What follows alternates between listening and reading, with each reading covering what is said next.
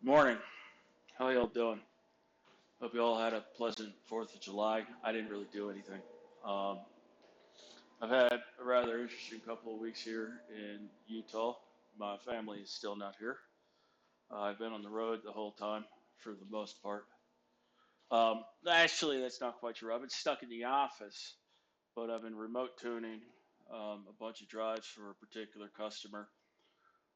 It's a very notorious, famous company that is incredibly irritating to deal with just because of how disorganized they are. If you hear audio in the or noise in the background, I apologize. I'm doing laundry. I have to get ready for the same company to go out to East Texas first thing Tuesday. And since I don't have a lot of freaking clothes, I only have a suitcase worth of clothes. I'm having to constantly do laundry, which is a little bit irritating. I was hoping to be able to get back to Appalachia by now, but unfortunately, this customer's kind of dragged things out.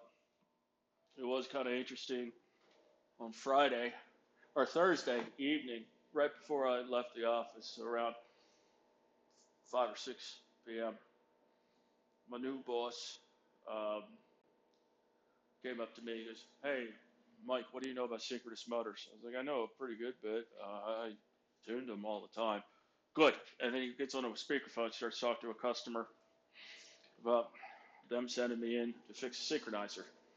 I had no earthly idea what the hell he's talking about, a synchronizer. So he gets off the phone, and I'm like, "Luke, I don't know what a synchronizer is." "Oh, well, I'm sure it'll be fine. Like, I just need you to get there first thing in the morning.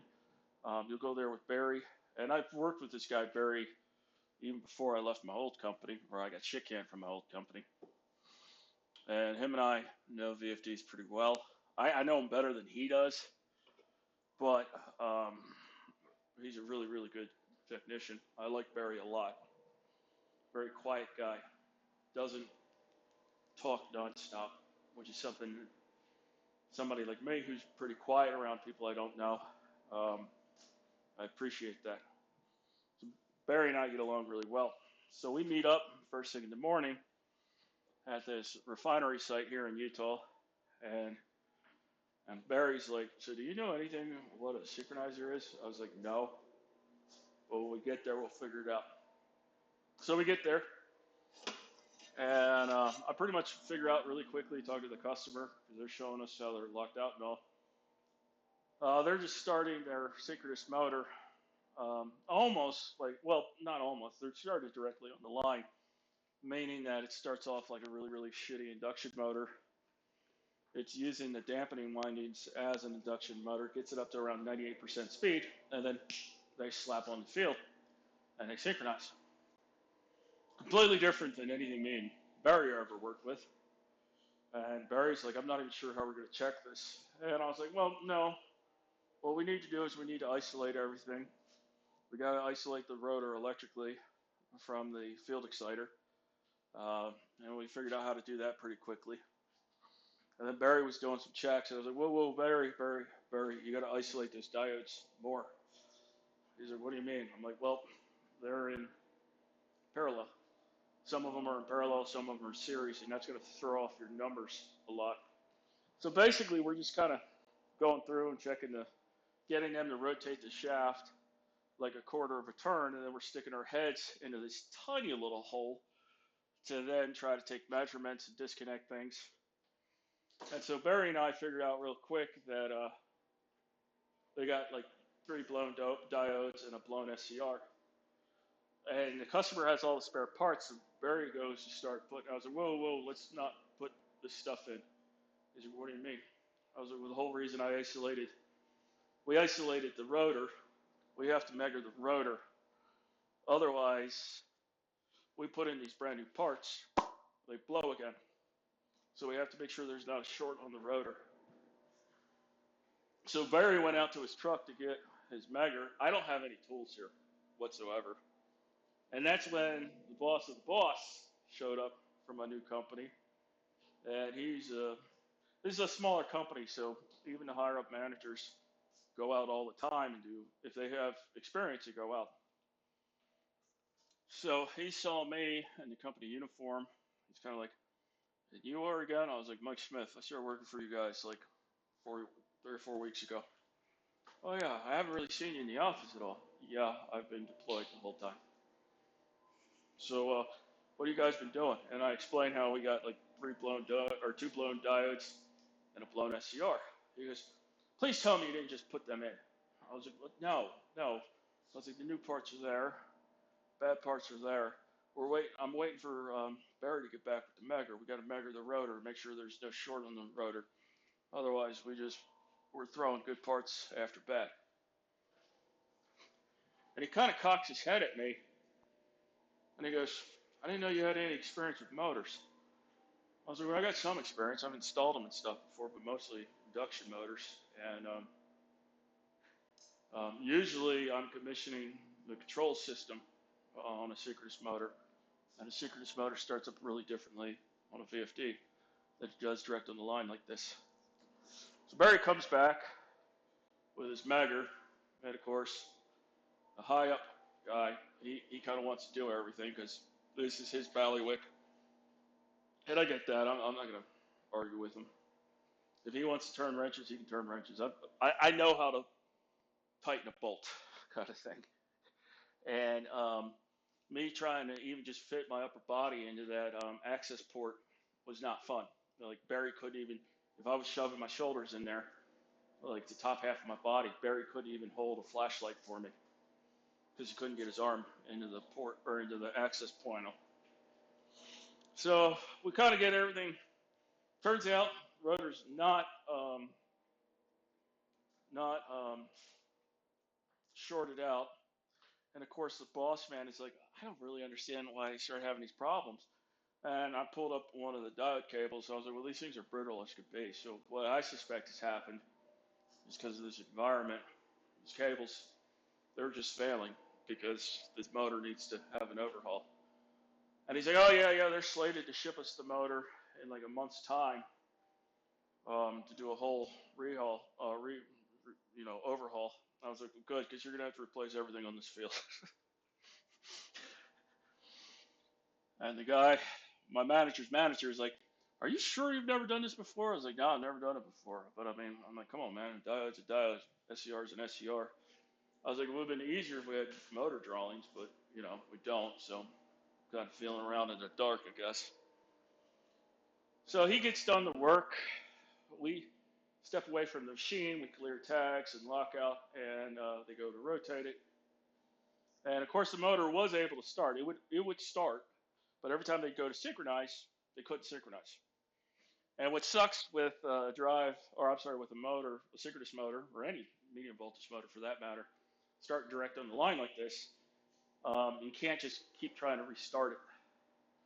Because by the way they're starting it, they're getting like 8 times rated current into the dampening windings, and that's a tremendous amount of heat. So if it didn't sync, we'd have to stand there for like 4.5 hours until it was cooled off enough to where we could try again. So it ended up working. So, to provide confidence to the customer, me, Barry, and my boss's boss, we kind of just stood around and chatted, babysitting the machine, making sure nothing went wrong. Because we kind of jury rigged this to get working. This motor definitely needs an overhaul. So kind of while we're standing there,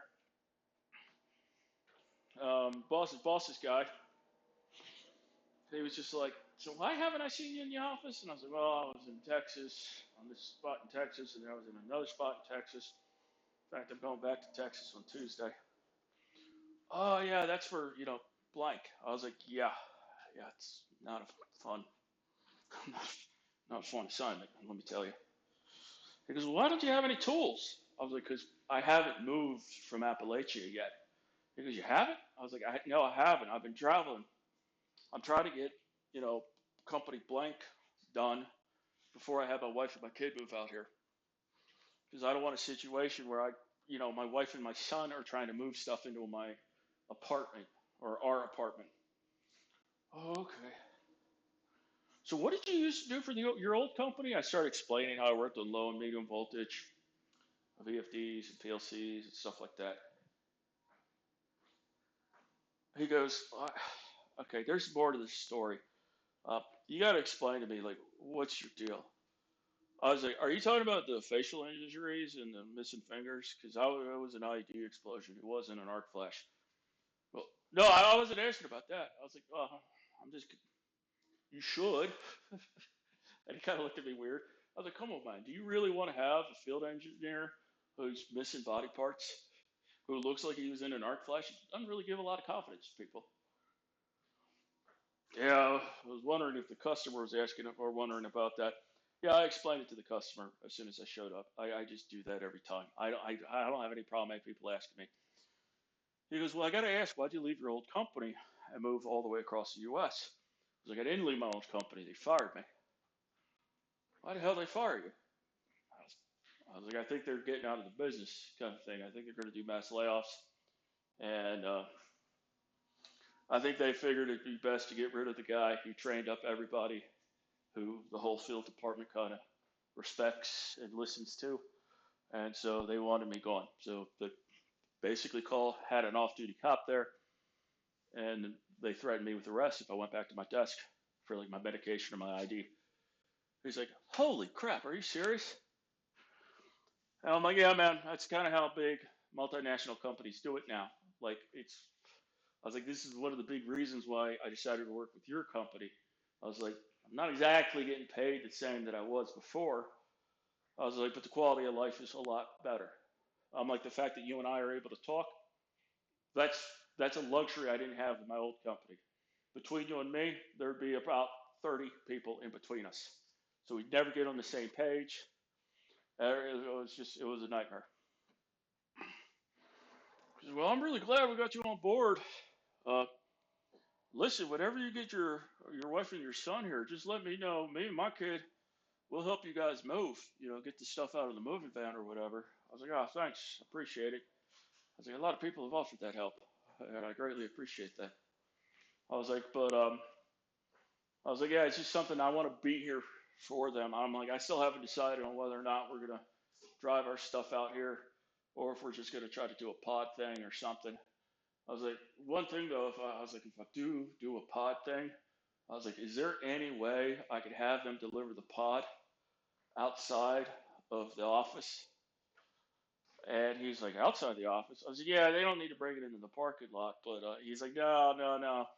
She's like, I'm gonna have them bring it into the parking lot. If you're gonna do it that way, I want it in the parking lot, and we'll just have it to where we can have it gated or locked in our gate until you guys get your move done. I was like, oh man, I really appreciated it. Solves things for me a lot because where I'm living, there's not a lot of access for parking and stuff. But I don't know. It was nice. It's always fun when you get thrown into the deep end on something you've never seen before and you figure it out in like 5 minutes. I mean, I didn't figure out what the problem was within 5 minutes, but I recognized exactly where the issue was, and then it was pretty simple checks. And thankfully, the customer had all the parts. And of course, while we were standing there, the customer started chatting with us, and he started asking questions because he was like, "Yeah, I run this thing all the time, but I really don't understand the whole synchronizer thing." So I kind of started explaining it to him, and the boss's boss, he's just after I got to talk to the customer, he's like, "Are you sure you've never overhauled motors before?" I was like, "I've never overhauled a motor, no." But at the end of the day, parts are basically the same. So that was validating. By the way, I apologize. I'm drinking a seltzer, not an alcoholic one, of course. But so yeah, I'm kind of just laying low, a little bit bored off my butt. I don't have a TV or nothing. I get the Wi-Fi set up. I end up having to buy like underwear and socks and stuff, mainly because when I came here, I only had like a week's worth of clothes, and I'm having to wash them so frequently that they're literally starting to fall apart because I'm not cycling through my clothes at all. I really do miss my wife and my kid, though. That's the one thing that's had me stressed out about this whole thing is my house is back home, my wife and my kid are back home. I'm kind of bouncing off the walls. The one nice thing about this gig, I will not have to travel as far as I had been for my old company, which is really nice. What's also is hilarious is my old company has already contacted my one manager talking about bringing me in as a contractor. Not to do commissioning. They don't want me touching equipment, of course, but they want me to give training to new hires and stuff, which I don't even know why they're doing that. Well, I don't understand why they're bringing in new hires unless a shitload of people followed me out the door, which I suspect may have happened. I think a lot of people put two and two together and sort of realized that my old company is selling off the business units, which means if you're part of that business unit, you're losing your job. They're not keeping you around. So nobody really wants to be around for that. But my old company still has to make those business units look really profitable and look like they're doing work to try to get the most money out of selling off the business unit as possible, sell off the market share. So it was just funny because I ended up having to talk to the one field manager who I was pretty close to in our cranes business. And I asked him, I'm like, so what do you want exactly? He goes, I just need you to come back, give a week of training to like 12 new hires from college. I was like, is this for the Appalachia office? He goes, yeah. Why the hell would you do that? He's like, what do you mean? We'll say his name is Deepak. I was like, Deepak, you know as well as I do, this this Appalachia office will not be around in 6 months. You're bringing on these kids to do work just for them to lose their job in 6 months. What the hell, man? He's, no, you don't know that. Please don't spread rumors. I'm not spreading rumors, dude. Let me ask you this. Have you bought a house or an apartment in Houston yet? Look, man, I don't want to start. I'm like, I'm not. I was like, dude, I'll hang up this phone if you don't answer me. Answer to me truthfully. I'm not talking to anybody. Just please be honest with me. He's like, yeah, 8 months ago they told me to get a place. Have you? No. I'm sure they're pissed about that, aren't they? Yeah, I'm getting a lot of flack from upper management. Yeah, because they want you moving all the way to Houston because they want to make sure you're a good little soldier. I was like, Deepak, between you and me, I wouldn't make that move. He goes, well, if they're telling me to move, I got to move. I'm like, Deepak, what do you think is going to happen when they sell off the business units? They ain't going to keep around all you managers. You guys are going to be as useful as tits on a boar. There's no reason to keep you. I was like, ABB's not going to keep you guys. And what are you going to do? Become a freaking manager of one of the solar, or become a manager of the solar team? I was like, Deepak, solar is a fraction of our overall business. They're going to end up with like 15 managers for every solar tech. They're not going to keep you guys around. As soon as they're done the bloodletting in Appalachia, they're going to have another round of bloodletting in Houston. Do you have any contacts in Houston? You know any companies and stuff that are based in Houston? No? Exactly. You're going to have to move back to the East Coast. So you're going to move your two girls and your wife all the way from the East Coast to Houston and then have to move them back. Because you're not going to stay in Houston, are you? Oh, I hate Houston. Exactly. I wouldn't do this. If I was you, I'd be updating that resume. I'd be looking for a flipping job. I was like, and besides, you want a week of 5 days of training to a bunch of college students on how to commission key cranes and automatic stacking cranes. He goes, yeah. Deepak, that's a year and a half to 2 years worth of training. You want that in 40 hours. He's like, look, that's what management wants. Yeah, I know what management wants. I was like, Deepak, I can't go over safety standards and how to conduct oneself safely in a port in a course of just 40 hours. I can't go over the software for the VFDs. I can't go over the PLCs, the systems, the safety systems, the hydraulics, the ropes, everything. I'm like, Deepak, this is pointless, man. It's pointless. Yeah, I know. So you're not willing to do it? I was like, I'm not willing to do it, no. But I guarantee you, if you call my boss Luke, he'll say yes. He'll gouge the shit out of you, but he'll say yes. We're going to need a purchase order. I'll see. I was like, Deepak, between you and me, your managers aren't going to pay for this. I don't know what they're expecting you to do, like somehow get me to come back for free. That ain't happening. The moment, the moment that you sign a PO, I start charging you as soon as I leave my apartment. It's going to get expensive, really expensive, and they're going to bulk at that. Yeah, I'm just in a bind. Yeah, I know, man. He's like, yeah, I'm really sorry what happened to you. I was like, Deepak, it's not your fault. It ain't. It's not even the fault of John Henry. Well, isn't he the one that fired you? He was the one that was told to fire me, and he did it. Yeah, but at the end of the day, what was he going to do? Say no? They're shutting down the office.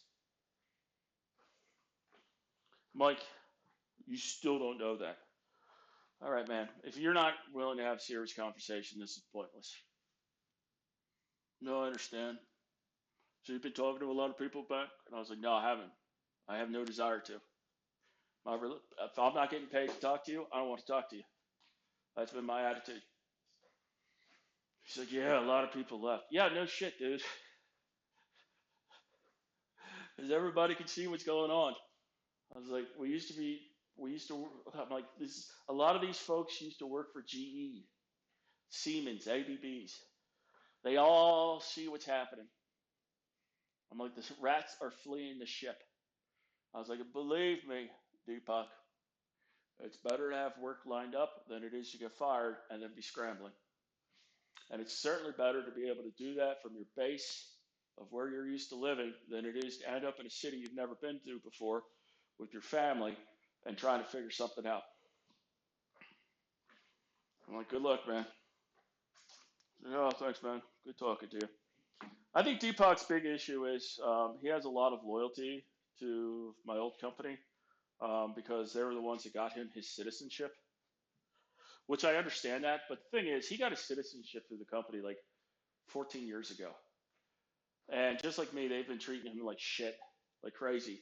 And he's earned his green card in spades, in spades. So, and it's not like he has to worry about getting sent back to him and his family getting sent back to India because he's got his full citizenship. So I remember asking him that one time. You ever think about going back to India? And he looked at me like I just shat on his desk. He's like, I have two daughters. I am never having them step in India. Yeah, that's what I figured. It always makes me laugh when people shit talk about how horrible the United States is. Talk to somebody from the third world. It'll blow your mind. But I digress. I hope everyone has had a pleasant 4th of July. Like I said, I just kept my head down. I'm not a big fan of fireworks. I know it's a cliche, but I'm just not a fan of fireworks. I apologize. I've been really behind on like Patrick's shit. I did notice that apparently he got arrested or whatever for threatening and getting very aggressive with some poor delivery guy who delivered the materials for his fence. I thought the whole thing was funny where the delivery guy tells him, hey, I don't want to stack it in your backyard. There's already a bunch of shit here, including a rusted out Mustang. Pat says, or apparently told him, yeah, there's plenty of room. Just pile it up there. So then when he piled it up, Patrick waddled out of the house. I can't move my Mustang. You need to move this now. And I guess he stood in front of behind the truck so it couldn't pull out. And then the guy had to call the cops. You can really tell that Patrick has never ever worked in the service sector. You know, like I'm a big believer that I think every American, regardless of your educational, economic, and social background, I think every American should be required to work like a week or a year in like a fast food joint or a restaurant or something like that. Because I really think that that would eliminate a lot of the issues in society. Um, I think that would be a huge change. But I digress. I'm gonna let you all go because I'm running out of gas. I'm tired, and I gotta move shit from the washer to the dryer. Y'all take care. Ciao. I turn this damn thing off. I'm old.